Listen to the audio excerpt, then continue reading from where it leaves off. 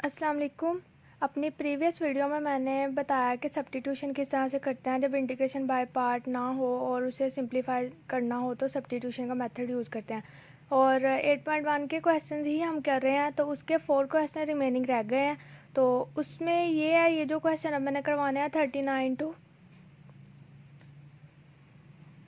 42, ये 4 क्वेश्चन ऐसे हैं जिनमें सब्स्टिट्यूशन और इंटीग्रेशन बाय पार्ट दोनों के मेथड थोड़े थोड़े से आ रहे हैं। तो इस वजह से मैंने ये सोचा कि चलें इसकी सेपरेट वीडियो एक बना दूं। तो क्वेश्चन नंबर 39 देखते हैं। प्रीवियस वीडियो में मैंने कॉन्सेप्ट सारा सब्स्टिट्यूशन का और उससे प्रीवियस वीडियो में मैंने इंटीग्रेशन बाय पार्ट का कॉन्सेप्ट दे दिया। इस वजह से इस वीडियो में मैं डायरेक्ट अब करवाने लगी हूँ, इनका कॉन्सेप्ट नहीं दे रही। तो जिन्होंने नहीं वो वीडियो देखी वो पहले मेरी प्रीवियस वीडियोस देखे, देन इस वीडियो पर आए। इजीली आपको समझ आएगी और आपको पता लग जाएगा कि कौन कौन से स्टेप किस तरीके से किए हैं। So first of all 39 question में इंटीग्रेशन कहा है कि x cube under x square plus 1 dx। अब दो फंक्शन है देखा जाए हमारे पास ये, लेकिन दोनों ही वेरिएबल है, इसमें ट्रिग्नोमेट्रिक आइडेंटिटीज यूज़ नहीं हो रही है, एक्सपोनेंट फंक्शन यूज़ नहीं हो रहा। तो हम क्या करेंगे, एक चीज़ को लेंगे उसे लेट यू कर लेंगे और सब्स्टिट्यूशन का मेथड यूज़ करेंगे और फिर जो चीज़ें बनेंगी उसके आगे इंटीग्रेशन हो जाएगी। तो यहाँ पे हमने क्या करना है, हमने देखा कि अगर हम इसे लेते हैं ना एक्स स्क्वायर को यू, तो उसकी जब हम डेरिवेटिव लेंगे तो 2x आ जाएगा। उस हिसाब से हमने बाहर वाली को तोड़ देना है, क्योंकि अगर हम बाहर वाली को लेट यू करें ना तो इसकी जब हम करेंगे डेरिवेटिव लेंगे तो 3x स्क्वायर आ जाएगा। तो बेहतर यह है कि अंदर वाली एक्स स्क्वायर का ले लें और बाहर वाली को उसके हिसाब से मल्टीप्लिकेशन में लिख लें। तो अंदर से एक्स स्क्वायर लिया या अंदर से या बाहर से अपनी मर्जी, क्योंकि दोनों ही अब इक्वल हो गए। तो लेट यू लिया और उसका डेरिवेटिव ले लिया, D U is equal to 2x dx। Derivative तो लेने आता है। उसके बाद हमने क्या करना है, अपनी अकॉर्डिंग टू जो हमारे पास इक्वेशन है ना उसके हिसाब से जो चीज़ें हमारे पास यहाँ पे पड़ी होंगी वो हमने इधर वाली साइड पर रहने देनी है। अदरवाइज जितनी भी एक्स्ट्रा चीज़ें होंगी उसे दूसरी तरफ ले जानी है, जैसे हर क्वेश्चन में हम करते हैं। तो यहाँ से 2 दूसरी तरफ चला जाएगा तो वो 1/2 D U is equal to X D X बन जाएगा।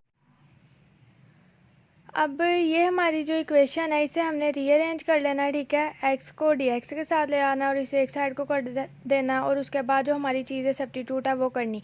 एक्स स्क्वायर की जगह यू, अंदर भी एक्स स्क्वायर की जगह यू और एक्स डी एक्स की जगह 1/2 डी यू, और 1/2 कॉन्स्टेंट है, दैट्स वाई वो इंटीग्रेशन से बाहर चले गया।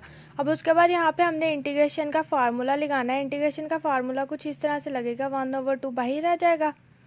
सिलेक्शन फर्स्ट ऑफ ऑल करनी है, जो सिंपल वैल्यू होगी उसे हम फर्स्ट कर लेंगे सिलेक्ट, और जो सेकंड है जो ज़रा पावर में होगी उसे हम सेकंड सिलेक्ट कर लेंगे। तो क्या फार्मूला है, first function as it is integration of second function, मतलब u प्लस 1 होल 1/2 पावर है, फिर minus integration of integrated function, then derivative of first function and सार डी यू, ये चीज़ बन जाएगी, ठीक है। और यही पूरी यहाँ पे ऐसे लिखी हुई है। अब इसे सॉल्व कर लेना है। इंटीग्रेशन का फार्मूला यहाँ पे लगेगा कुछ इस तरह से कि इसका डेरिवेटिव मौजूद है, यू का डेरिवेटिव 1 + 0 मतलब 1 होगा जो कि मौजूद है, तो इसकी पावर में 1 प्लस कर देना और जो पावर बनेगी उसी से डिवाइड। यहाँ पे इसका जो आंसर आएगा वो लिख देना है और ये इसका डेरिवेटिव फर्स्ट फंक्शन का जो कि आ जाना है 1। तो अब यहाँ पे आए सेकेंड स्टेप पे, यहाँ पे समझ आएगी। First function as it is, इस पर इंटीग्रेशन अप्लाई कर दी जो कि मैंने बताई, पावर में 1 प्लस और उसी से divide, minus integration of integrative function, जो चीज़ बनी वो लिख दी। देन उसके बाद इसका डेरिवेटिव 1 जो के साथ लिखा, और वो 1 नहीं लिखते होते क्योंकि पता होता तो डी यू साथ आ गया। अभी ये चीज़ को सॉल्व किया तो ये 3/2 पावर्स बन गई और इधर भी सॉल्व किया 3/2 पावर्स बन गई। अब ये डबल ओवर्स हैं और इसे सिंगल बनाने के लिए वैल्यू को उलट देंगे तो ये 2/3 बन जाएगी और ऊपर चले जाएगी। ये कॉन्सेप्ट तो पता है ना, इसे बेसिक ऐसे ही रहने दें, हमें जो भी मेन चाहिए सॉल्व करने वाली उसे कर लेते हैं। तो यहाँ पे ये 2/3 बन जाएगी और उसके साथ साथ ये इंटीग्रेशन से बाहर चले जाएगी, क्यों, बिकॉज ये कांस्टेंट वैल्यू है। अब अंदर क्या रहेगी, u + 1 3/2। अब इस पर दोबारा से इंटीग्रेशन अप्लाई होगी, डेरिवेटिव मौजूद है 1, इसका मतलब यह है कि इसकी पावर में 1 प्लस करना है और उसी से डिवाइड कर देना है। तो दोबारा वही वर्क किया, 3/2 + 1 ओवर 3/2 + 1 प्लस सी कॉन्स्टेंट, क्योंकि अब सारे इंटीग्रेशन सॉल्व हो गई है, अब सिर्फ सिंप्लीफिकेशन रह गई है। तो यहाँ पे फिर सॉल्व करने के बाद यहाँ पे आ जाना 5/2 और नीचे भी आ रहा ना 5/2, उसे उलट देंगे ताकि सिंगल ओवर बन जाए, तो वो बन जाना है 2/5 और साथ ही ऊपर चले जाना है। क्लियर। उसके बाद यहाँ पे इस चीज़ में देखा, यहाँ से अब क्या करना है, इसे भी उलट देना और ये 2/3 बन जानी है ऊपर जाकर, और साथ साथ 1/2 जो बाहर था वो सब के साथ मल्टीप्लाई हो जाना। अब 2 ने 2 को कटिंग कर देना, इधर भी 2 ने 2 को कटिंग कर देना, और पीछे जो चीज़ बची वो बचेगी 1/3 u, फिर उसके बाद u+1 whole power 3/2 minus 2 u+1 whole power 5/2 plus c। अब बैक सब्स्टिट्यूट हमारा लास्ट स्टेप है। बैक सब्स्टिट्यूशन हमने u इज इक्वल टू किसके रखा था, एक्स स्क्वायर के, तो अब जहाँ जहाँ पे भी u है हमारी इक्वेशन में वहाँ वहाँ हमने एक्स स्क्वायर पुट कर देना, और ये हमारा आंसर है। अब क्वेश्चन नंबर 40 है, इसमें दिया गया इंटीग्रेशन करनी है एक्स स्क्वायर और साइन एक्स क्यूब की। अब हमने देखना है कि हम किसे लेट करें। प्रीवियस वीडियो में एक क्वेश्चन ऐसा आया भी था और मैंने बताया था कि जिसका डेरिवेटिव मौजूद हो उसे फिर लेट कर लेते हैं यू के। इसका डेरिवेटिव लेंगे तो वो 2x आ जाएगा, x मौजूद नहीं है, लेकिन अगर इसका डेरिवेटिव लेंगे तो 3x स्क्वायर आ जाएगा, x स्क्वायर मौजूद है, इसका मतलब हम एक्स क्यूब को यू के इक्वल लेट कर लेंगे। उसके बाद डेरिवेटिव लेंगे तो ये 3x² dx is equal to du आ जाएगा, और फिर हमने क्या करना है, अपनी इक्वेशन के हिसाब से अरेंज चीज़ें कर लेनी है। यहाँ पर मेरे पास मौजूद है x² और dx, इसका मतलब ये है कि मैंने यहाँ पे सिर्फ x² और dx को रहने देना है, बाकी सारी चीज़ें du के साथ ले जानी है, तो वो बन जाएगी 1/3 du is equal to x² dx। अब अपनी ओरिजिनल इक्वेशन की तरफ आएँ, उससे पहले अरेंज कर लें। अरेंज करने का ये मकसद होता है कि पता चल जाए, सॉरी ये इसकी क्यूब पावर है, फिर x² dx आ जाएगा। अब इससे पता चल रहा है कि इसकी जगह हमने ये पुट करना है और x क्यूब की जगह हमने u को पुट करना है, तो सब्स्टिट्यूशन की तो ये कुछ इस तरह से बननी है कि साइन u 1/3 du, तो वो 1/3 को इधर भी लिख दे, डजंट मैटर। अब उसे बाहर इंटीग्रेशन से ले जाना है, अंदर क्या बचा, साइन u du।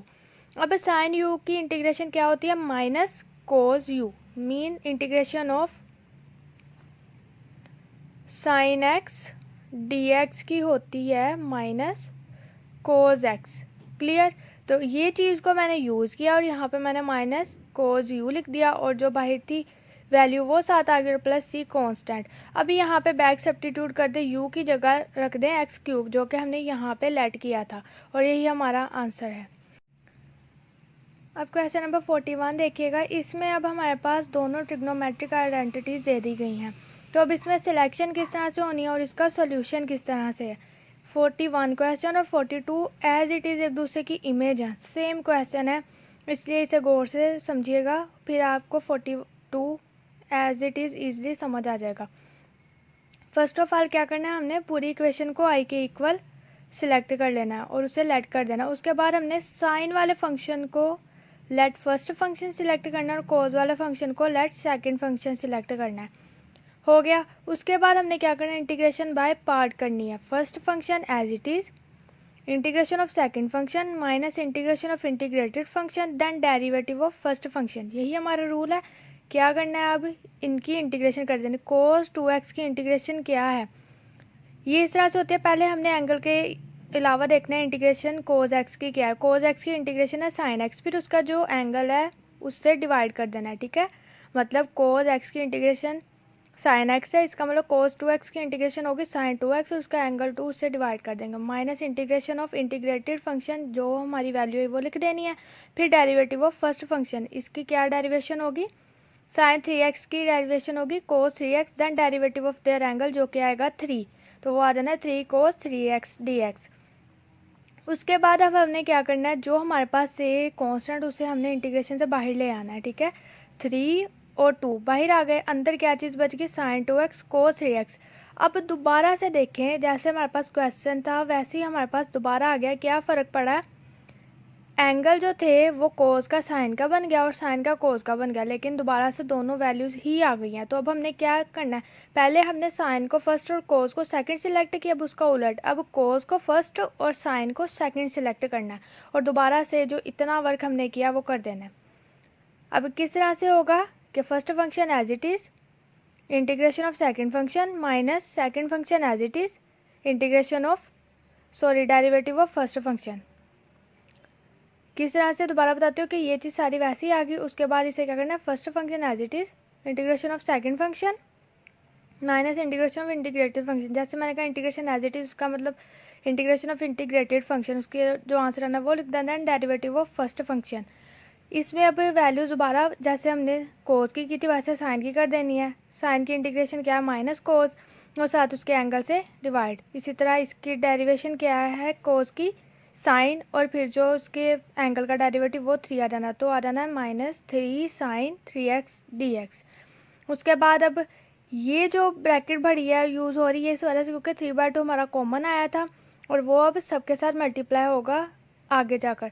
और यहाँ पे अब इसमें से जो चीज़ें कॉमन आनी है वो बाहर निकाल लेनी है, सॉरी कॉमन नहीं, जो कांस्टेंट है वो बाहर निकाल देनी है, वो आएगी 9/4। इस तरह से कि 3/2 अंदर मल्टीप्लाई भी हो गया और साथ यहाँ से बाहर भी हमने चीज़ें कॉमन ले ली जो हमारे पास कांस्टेंट थी जिस पे इंटीग्रेशन अप्लाई नहीं होनी। तो ये 3/2 थी जो इससे मल्टीप्लाई हुई तो वो 9/4 बन गई, साथ साइन प्लस हो गया, फिर इसमें क्या था 2, तो वो जब इसके साथ मल्टीप्लाई होगा तो वो 3/4 बन जाएगा और माइनस माइनस माइनस प्लस बन जाएगा, साथ ही अंदर मल्टीप्लाई होगा, साथ ही इसकी चीज़ें बाहर आ गई और इसकी भी मल्टीप्लिकेशन होगी। अब दोबारा देखिए ये जो चीज़ बनी है बाकी चीज़ एज इट इज़ ही आ गई। अब ये जो चीज़ बनी ये दोबारा से हमारा क्वेश्चन बन गया, ठीक है। तो हमने क्या उसे सेलेक्ट किया था आई के इक्वल, तो अब हम इस पूरी की जगह आई लिख सकते हैं। यहाँ पे हमने यहाँ पे लिख दिया आई और हम पूरी इक्वेशन को किसके इक्वल रख रहे हैं, आई के। अब ये जो आई है और ये इक्वल के, यही हमारा रूल होता है ना कि हमने एक जैसी चीज़ों को एक साइड पे करना और बाकियों को दूसरी तरफ रहने देना। तो 9/4 आई और ये आई एक जैसे, तो इसे एक तरफ कर लेंगे, इनका एलसीएम ले लेंगे जो कि आ रहा ना -5/4। बाकी चीज़ें इसी तरह इक्वल के दूसरी तरफ रहने देंगे। अब यहाँ से जो 5/4 है उसे दूसरी तरफ ले जाएंगे और वो उलट जाएगा 4/5 माइनस में बन जाएगा। और ये जो चीज़ है अंदर सबके साथ मल्टीप्लाई होगी, जब अंदर मल्टीप्लाई होगी तो ये बन जाएगा -4/10, यहाँ पे बन जाना है -12/20। आफ्टर मल्टीप्लिकेशन जो चीज़ें होंगी कटिंग वो कटिंग कर देंगे, ये कटिंग होकर बन जाएगा 2/5 और ये कटिंग होकर बन जाएगा 3/5। तो कटिंग करने के बाद हमारे पास रिमेनिंग ये इक्वेशन बनी और यही हमारा आंसर है। इसी तरह 41 क्वेश्चन के स्टेप्स पर अगर हम 42 क्वेश्चन को देखें तो सेम इमेज है उसकी। फर्स्ट ऑफ ऑल आई के इक्वल किया उसे लेट, देन उसके बाद जो साइन है उसे साइन वैल्यू को फर्स्ट और कोस वैल्यू को सेकंड सिलेक्ट कर लिया, ठीक है। उसके बाद इंटीग्रेशन बाय पार्ट की, उसके बाद इंटीग्रेशन जिन फंक्शंस की करनी थी वो की, जिनका डेरिवेटिव लेना था वो डेरिवेटिव लिया। अब ये तो चीज़ें पता है और ये मैं अब दोबारा बता देती हूँ। इंटीग्रेशन ऑफ साइन 2x क्या थी, -cos 2x/2, same as it is integration of cos 2x की थी साइन 2x/2। अब डेरिवेटिव अगर देखा जाए d/dx साइन 2x का था cos 2x, और इसी तरह अगर डेरिवेटिव देखा जाए cos 2x का तो वो था -2 sin 2x। ये जो चार चीज़ें हैं यही यूज़ हुई हैं सारी क्वेश्चन नंबर 41 और 42 में। अब यहाँ पे कोई प्रॉब्लम तो नहीं ना होगी कि इंटीग्रेशन किस तरह से हुई है और किस तरह से नहीं, तो इंटीग्रेशन कर ली। फिर जब इस स्टेप पे आने के बाद अगला देखा दोबारा से वही स्टेप बन गया जैसे 41 क्वेश्चन में था। अब पहले हमने साइन को फर्स्ट और कोस वाले को सेकंड किया था, अब इसमें कोस वाले को फर्स्ट और साइन वाले को सेकंड सिलेक्ट कर लेना और इस इतने से पार्ट पर दोबारा इंटीग्रेशन बाय पार्ट लगा देनी है बड़ी ब्रैकेट यूज़ करके। इंटीग्रेशन बाय पार्ट अगेन लगाई और उसके बाद उसे सॉल्व किया, चीज़ें कॉमन आई और ये चीज़ अंदर मल्टीप्लाई हुई और इस तरह से चीज़ आ जानी है। अभी ये जो चीज़ लास्ट इंटीग्रेशन रह जानी है वो हमारा क्वेश्चन ही बन जाना है, उसकी जगह हमने आई को पुट कर देना है और आई ने दूसरी तरफ चले जाना है, दूसरे आई के साथ सॉल्व हो जाना है और उसके साथ जो भी वैल्यू है 1/4 वो भी साथ ही चले जाएगी। आई -1/4 आई उन्होंने सॉल्व होना तो 3/4 आई बना देंगे, बाकी इधर सारी चीज़ एज इट इज़। और जैसे उसमें था -5/4 दूसरी तरफ उलट गया 4/5 बन गया, इसी तरह यहाँ पे क्या है 3/4 दूसरी तरफ जाएगा उलट जाएगा तो 4/3 बन जाएगा। 4 कटिंग हो जाना, यहाँ से 8 कटिंग हो जाना, 2 रह जाना और बाकी चीज़ें थी वो रिमेनिंग इस तरह से बच जाएंगी और यही आंसर है। ये जो चार क्वेश्चन थे 39 to 42 इनमें भी इंटीग्रेशन बाय पार्ट और बाय सब्स्टिट्यूशन ही यूज़ हुआ है, लेकिन ये थोड़ा सा कॉन्सेप्ट इनका ना डिफरेंट था बाकी क्वेश्चंस की निस्बत। तो यहाँ तक अकॉर्डिंग टू जिस सिलेबस के मैं करवा रही हूँ तो क्वेश्चंस हमारे क्लियर हो गए हैं 8.1 के और उम्मीद है कि अच्छे से समझ आई होगी जितने भी बच्चे देख रहे हैं। और उसके अलावा इस चैनल को जितना हो सके सब्सक्राइब कीजिएगा। ओके जी, नाउ अल्लाह हाफिज़।